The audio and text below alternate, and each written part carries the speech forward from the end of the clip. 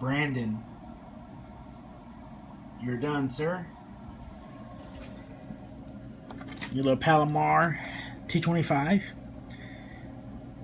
2 new switches. You requested blue LEDs. Works great. Preamp works. All good to go, brother. We do have it on highs right in the middle. We're going to drive it with a 99.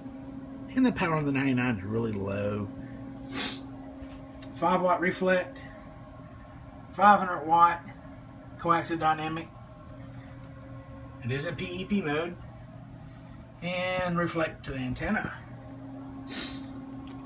Now, once again, we're on high. Didn't touch it. Alright. 500 watts.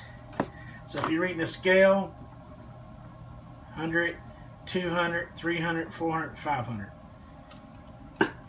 Audio, hello, check, 1, 2, check, 1, 2, 3, 1, 2, 3, 4, 5, 200 watts, and I just got down right there, come on, bump, bump, bump, and we're working, still hold this key down, got right down, come on, break, break, break, break, break.